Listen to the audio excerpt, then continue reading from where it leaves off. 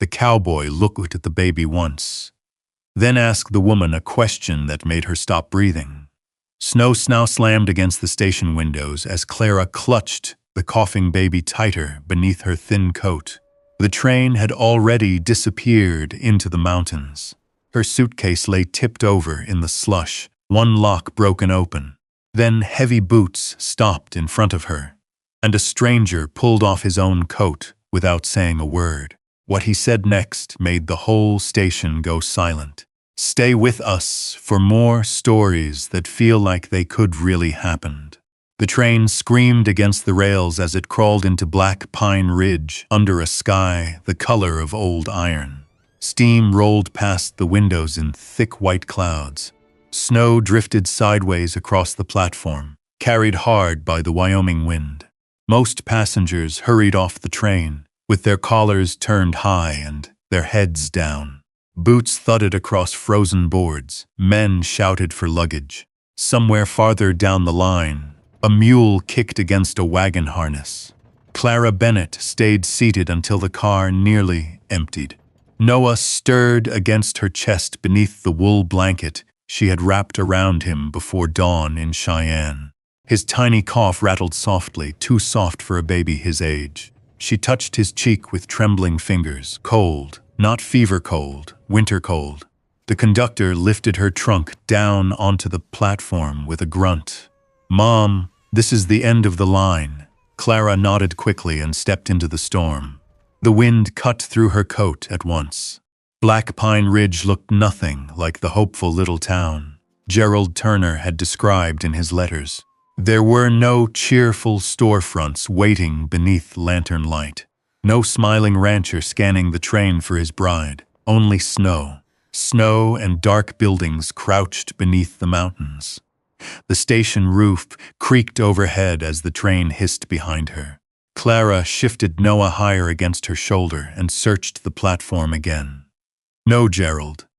A few men glanced her way before looking elsewhere. One woman pulling a child by the hand slowed when she noticed the baby, then hurried on. Clara swallowed hard. Maybe he was late. Maybe the roads were bad. Maybe. "You Miss Bennett?" The voice belonged to a broad older man stepping from the station office in a thick sheriff's coat.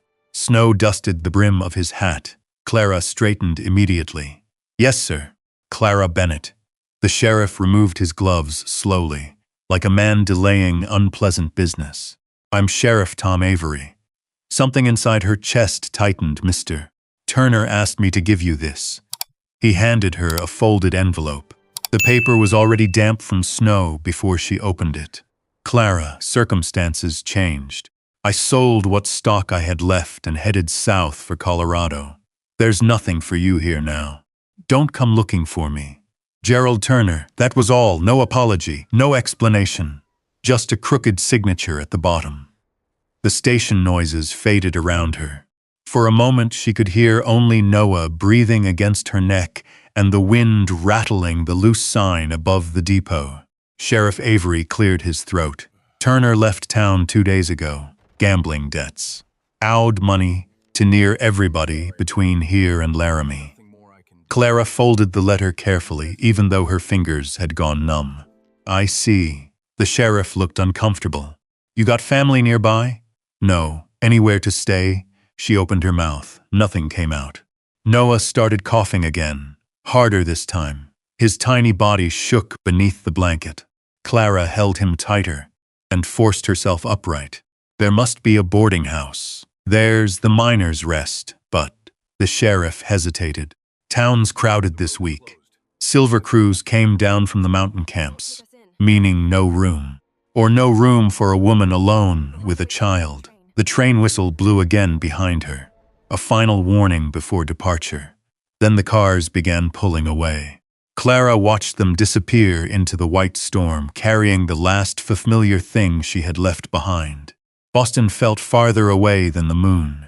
She picked up her trunk handle. The sheriff stepped forward. "Miss Bennett, maybe you ought to come warm yourself in the office till we figure something out." "I'm all right." The lie came automatically. She dragged the trunk through the snow toward the street. the wheels caught between frozen boards. Noah whimpered weakly beneath the blanket. The cold had turned vicious now. Snow collected along Clara's eyelashes. Her boots were soaked through before she reached the corner beside the freight shed. A lantern swung wildly overhead, throwing crooked shadows across the drifts. Noah coughed again, then again. This time he didn't stop. Panic flashed through her so fast it nearly stole her breath. She pressed her hand against his tiny back. "Shh, sweetheart, Mama's here. Mama!" The forbidden word escaped before she could stop it. She looked around instinctively, heart hammering. No one seemed to notice, but Noah's lips had gone pale. Clara's knees weakened suddenly beneath her. The world tilted sideways. Then came the sound of hooves breaking through the storm. Slow, heavy, certain. A dark horse emerged from the curtain of snow, pulling a supply wagon loaded with feed sacks and crates, stamped Denver Mercantile Company. The rider sat tall beneath a weathered black coat, dusted white across the shoulders. His hat brim shadowed most of his face, but Clara caught the outline of rough stubble and tired eyes the color of cold river water. He pulled the wagon to a stop the moment he saw the baby, not Clara, the baby. His gaze dropped immediately to Noah's shaking body wrapped in that thin blanket. "What happened?" he asked. His voice was low and rough from wind and long silence. "Nothing," Clara answered too quickly. "We're fine." Noah coughed hard enough to choke. The cowboy climbed down from the wagon without another word, tall, broad-shouldered, older than she first thought, maybe mid-30s. He shrugged off his heavy wool coat and wrapped it around Noah before Clara could protest. Heat still lingered inside the fabric. The baby quieted almost instantly. The cowboy glanced once toward the darkening sky. Snow was falling harder now. Then he looked directly at Clara, not at her worn dress, not at the absence of a wedding ring. Not with pity, just steady, practical. "Come with me before this storm kills you both." Clara stared at him. Snow gathered in his dark hair, beneath the brim of his hat. Somewhere behind them, the station doors slammed shut against the wind. "You don't even know me," she whispered. "No," he said. He reached for her trunk with one hand like it weighed nothing at all. "But I know what happens to babies left out in weather like this." For one long moment, Clara stood frozen between fear and exhaustion. Then Noah made a tiny sound against her chest, and she followed the stranger into the storm. The wagon wheels groaned over frozen ruts as they left Black Pine Ridge behind. Snow whipped across the road in long white sheets, swallowing fences, trees, and half the world beyond the lantern hanging beneath the wagon seat. Clara sat stiffly beside the stranger, Noah wrapped tightly inside the cowboy's heavy coat. The wool smelled faintly of cedar smoke, leather, and cold mountain air. The man kept his eyes on the road. Now and then he glanced toward the baby. Not curious, checking. The horses snorted clouds into the darkness as they climbed a narrow trail beyond town. Clara could barely make out the pine trees looming along the ridge. "You should cover his ears better," the cowboy said quietly after a while. "Wind gets meaner up here." She adjusted the blanket around Noah without speaking. "My name's Silas Ryder," he added after another stretch of silence. "Clara Bennett." His eyes flicked toward her briefly. "Boston? St. Louis." She wasn't sure why she lied. Maybe because St. Louis sounded closer to this world than Boston did. Silas nodded once as though he understood there were questions not worth asking yet. Far below them, the lights of Black Pine Ridge faded into the storm. The ranch appeared almost suddenly out of the snow. A wooden gate, long fences half-buried white, a red barn standing dark against the mountain. Then the main house emerged through the blowing snow, lanterns glowing warm behind frosted windows. Red Cedar Ranch. For the first time all day, Clara felt her knees threatening to give out from relief alone. Silas climbed down first and opened the wagon door. Careful, ice by the steps. The porch boards creaked beneath their boots.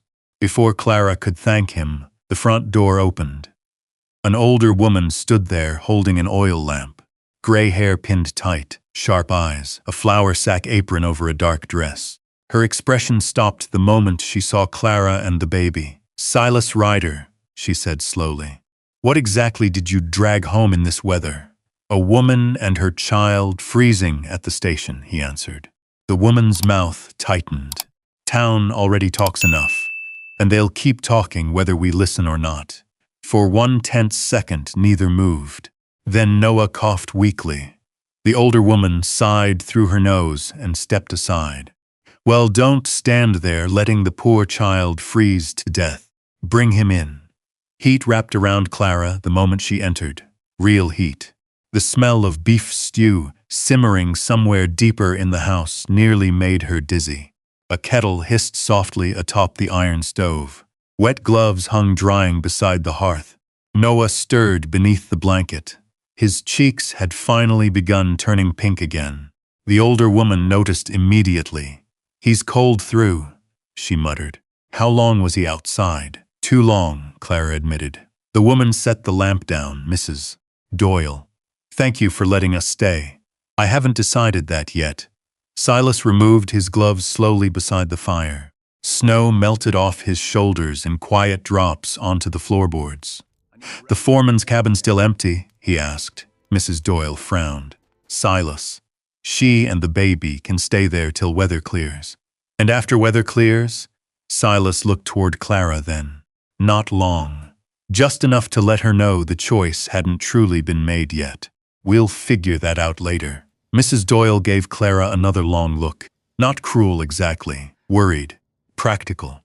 She had likely spent years protecting this ranch from trouble, and Clara looked very much like trouble. "Soup first," the older woman said finally. "Arguments later." Clara nearly cried at the first spoonful. The broth was simple beef stock with potatoes and onions, but it spread warmth through her body so fast her hands began shaking around the bowl. Across the kitchen, Silas sat near the fire mending a leather strap with a thick needle.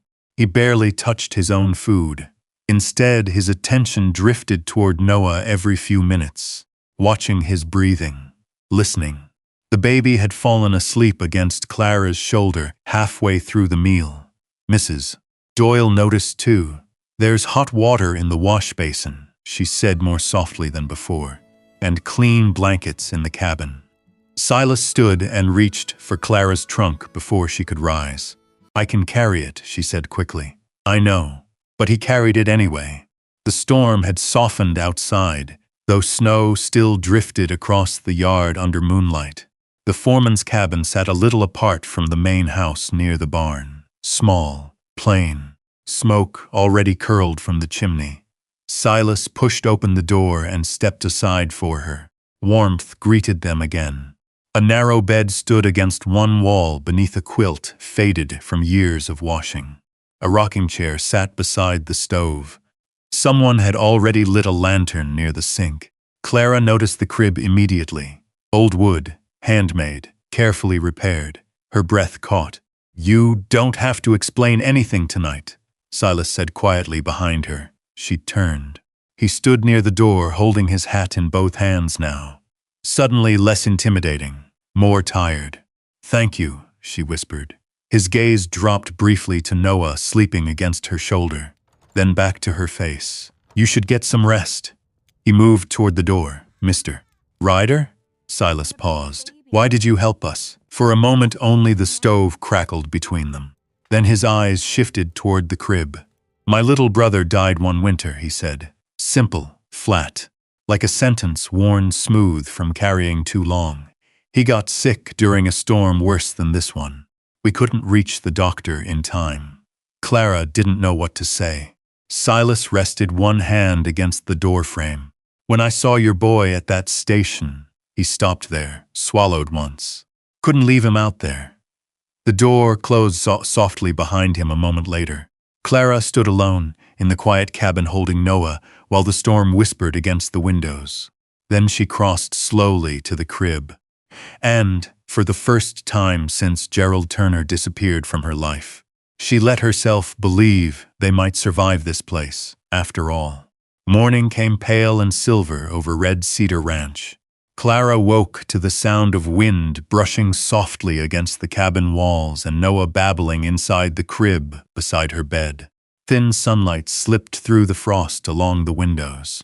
For one confused moment she forgot where she was. Then the smell of wood smoke reached her. Warmth. Safety. She sat up slowly beneath the heavy quilt Mrs. Doyle had left folded at the foot of the bed sometime during the night. Noah was already awake, kicking happily beneath the blankets and smiling. Clara stared at him in disbelief. The terrible cough from the station had nearly vanished. "Well," she whispered, brushing a curl from his forehead. "Looks like Wyoming hasn't beaten you yet." A knock sounded at the door. Before Clara could answer, Mrs. Doyle stepped inside carrying a steaming tin cup and a folded bundle of clothes over one arm. "Coffee," she said. "And some things that belong to Silas's mother. Figure they'll fit you better than those wet rags." Clara flushed. "You didn't have to." "Yes, I did." The older woman set the cup down. "You'd catch pneumonia wearing frozen sleeves another day." She avoided Clara's eyes while straightening the crib blanket around Noah with rough but careful hands. The baby grabbed one of her fingers immediately. Mrs. Doyle's expression shifted almost against her will. "Well," she muttered, "ain't you bold?" Noah laughed. It was the first real laugh Clara had heard from him in days. Outside, ranch life had already begun. Men crossed the snowy yard carrying feed buckets. Horses stamped inside the barn. Somewhere farther off, an axe split wood in steady rhythm. By the time Clara entered the main house kitchen wearing the borrowed dress, Silas sat at the table repairing a saddle strap beside the stove. He looked up, only briefly, but his hands stopped moving. The silence stretched just a second too long before he cleared his throat and stood. "Morning, morning." Mrs. Doyle noticed the exchange immediately from the stove. "You can sit," she told Clara. "No sense falling over after one night's sleep." "I'd rather help," the older woman snorted softly. "We'll see if you still say that after peeling potatoes for 6 ranch hands." But she handed Clara an apron anyway. The kitchen slowly filled with warmth and noise. Bacon crackled in cast-iron pans. Coffee boiled black and strong. Snow melted from boots near the back door as ranch hands drifted in for breakfast. Most glanced curiously at Clara. None said anything rude. One young cowboy with sandy hair tipped his hat awkwardly toward Noah. "Cute kid." "Thank you," Clara answered quietly. Silas sat near the end of the table, drinking coffee from a chipped blue mug. He spoke little, but Clara noticed something strange. Every time Noah made a sound, Silas looked up immediately, like he couldn't help himself. Later that afternoon, Clara found herself alone in the barn, searching for extra firewood Mrs. Doyle had mentioned. The cold smelled different there. Hay, leather, horse sweat, snow drifting through cracks in the walls. She almost didn't notice Silas at first. He stood in the far stall, sanding a small wooden board beside the lantern light. Noah sat bundled nearby inside an empty feed crate lined with blankets, watching him with complete fascination. Silas glanced up. "He woke while you were helping Doyle with laundry. You could brought him inside." He seemed content here, as if to prove him right. Noah smacked both hands against the crate edge and laughed.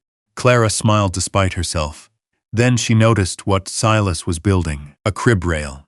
Fresh pine shavings covered the floor beneath his boots. "You're fixing it." He shrugged once. One side was loose. "You don't have to keep doing things for us." Silas kept sanding quietly. "I know."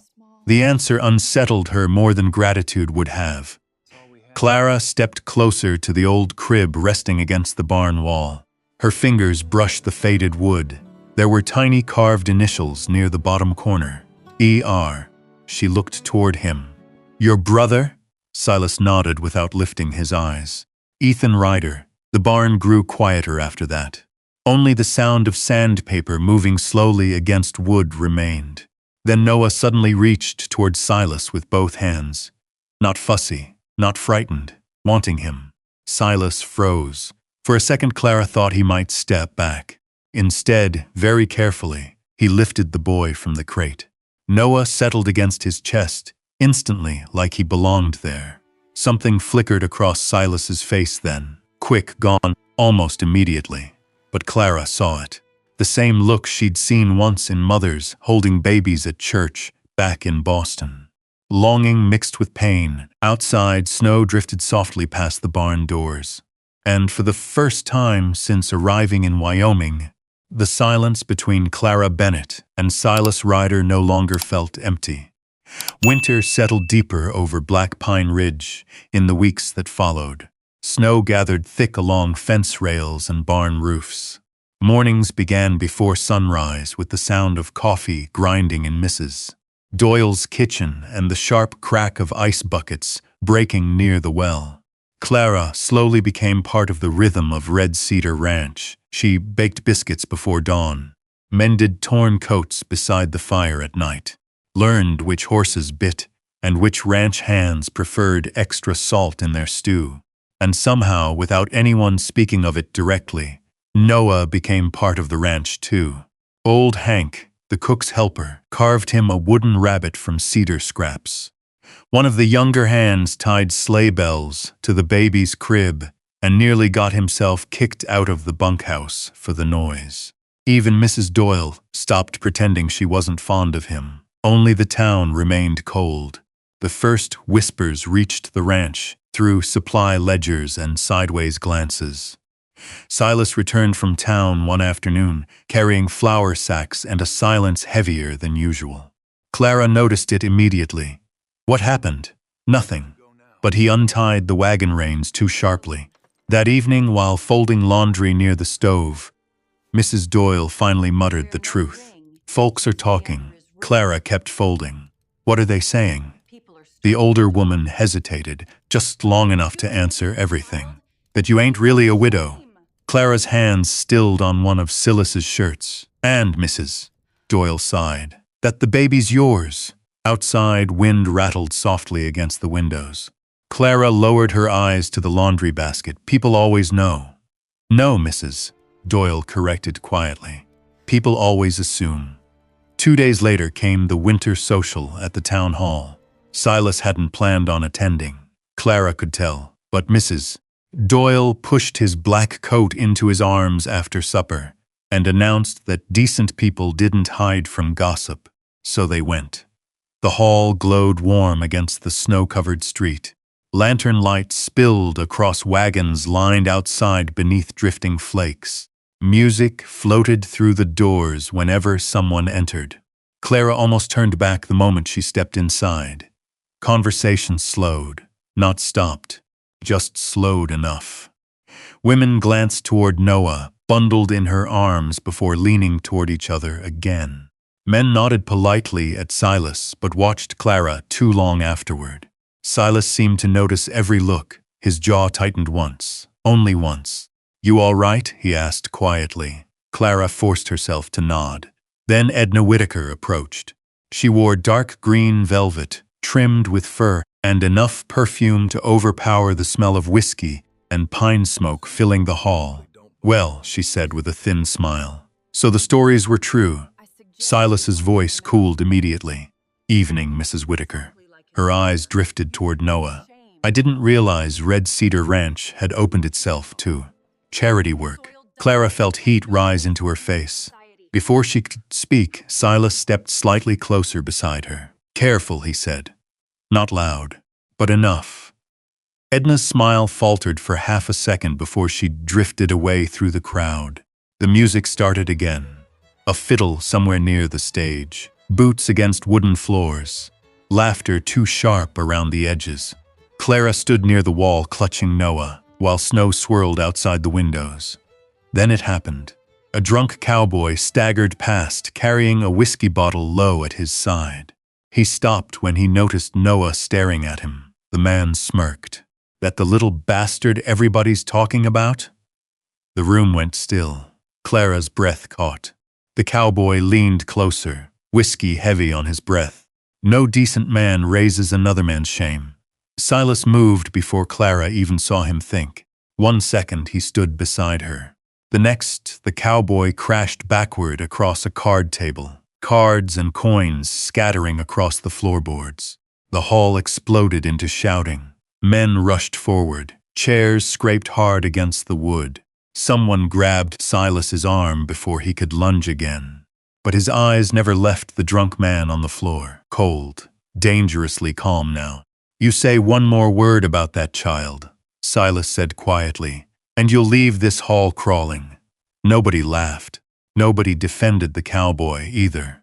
Sheriff Avery appeared through the crowd, moments later, hauling the drunken ranch hand toward the door while muttering threats about jail cells and frozen water buckets. Silence lingered long after they disappeared outside. Then slowly, the fiddle started again. But something had changed. People no longer looked at Clara with amusement. Now they looked at Silas and what he'd chosen. Later that night they walked home beneath falling snow. No wagon.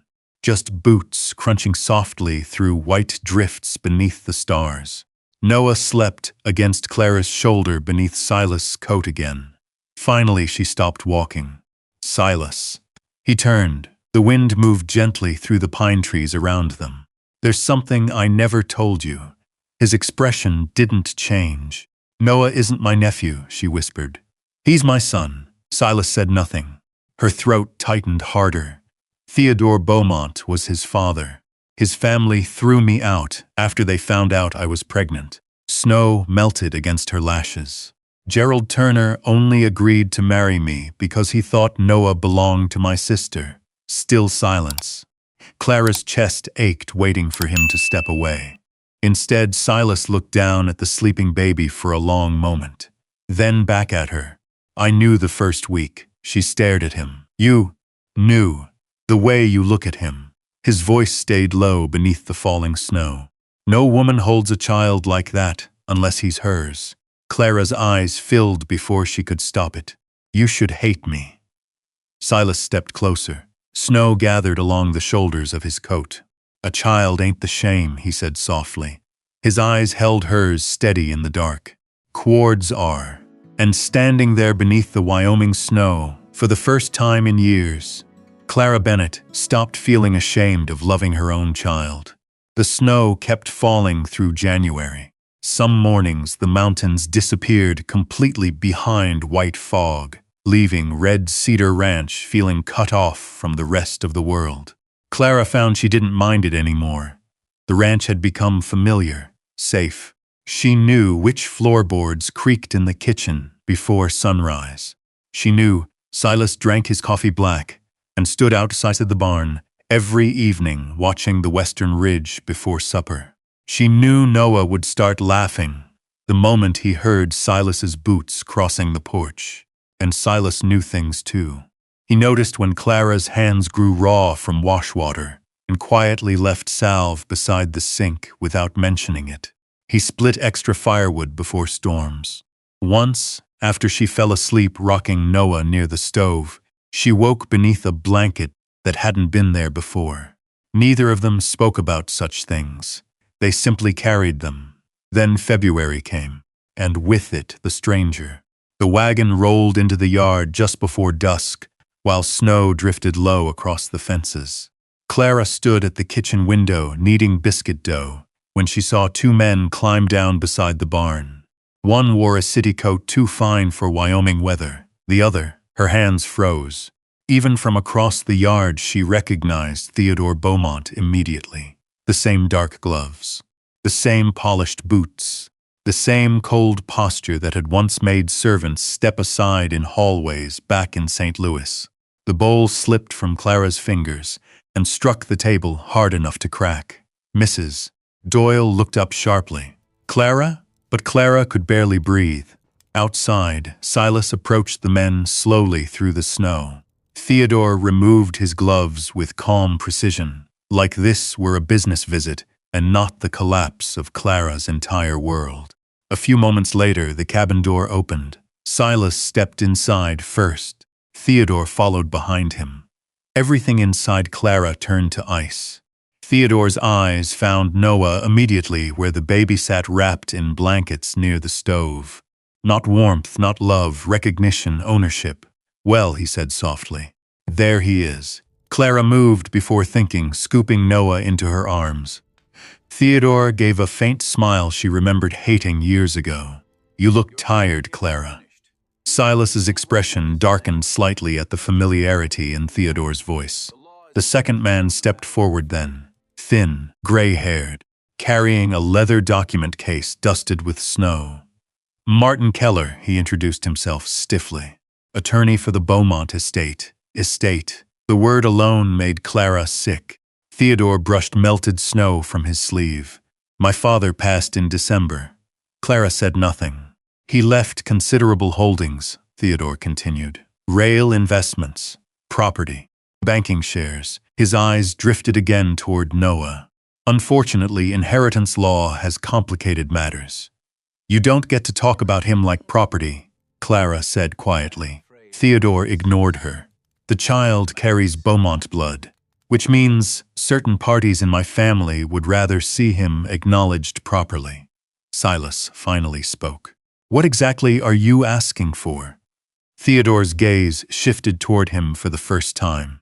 You must be Ryder. Answer the question.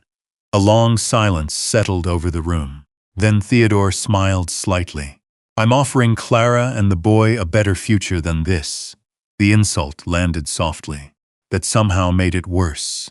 Clara tightened her hold on Noah. You abandoned us.